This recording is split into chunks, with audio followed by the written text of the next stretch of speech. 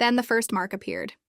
I was at the grocery store, fumbling for my keys in the parking lot, and a quarter slipped through my fingers, clattering onto the dark, wet asphalt. It was late, raining. I looked for a minute, but it was gone, probably rolled under the car. I sighed, wrote it off, and drove home.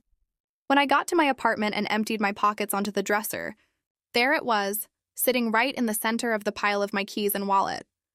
A single dry, gleaming quarter. I stared at it.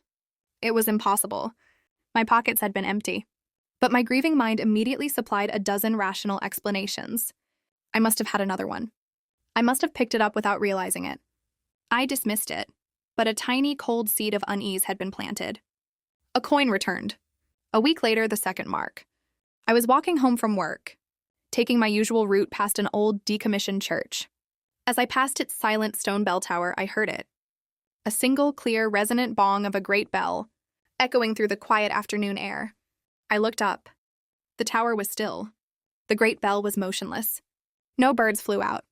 No one else on the street seemed to have noticed. An auditory hallucination, I told myself. Stress and grief do strange things to your mind. A silent bell. The third mark came a few days after that. My work building is old, and the maintenance staff is constantly doing repairs. I was heading to the break room, but the hallway was blocked by a huge, wheeled cart full of tools and equipment, left there by a worker who was nowhere in sight. I sighed, annoyed, and turned to go the long way around. I got to the end of the hall, turned the corner, then realized I'd forgotten my wallet at my desk. I turned back. The hallway was empty. The massive cart was gone. The whole process had taken less than 30 seconds. There was no way anyone could have moved it that fast.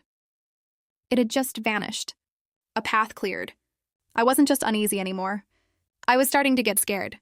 These could not be just coincidences. They were too specific, too perfectly aligned with my mother's strange prophecy.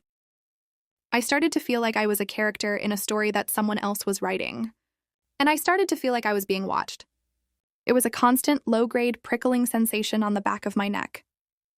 I'd be in my apartment, and I'd feel a sudden, intense pressure, as if someone had just walked into the room.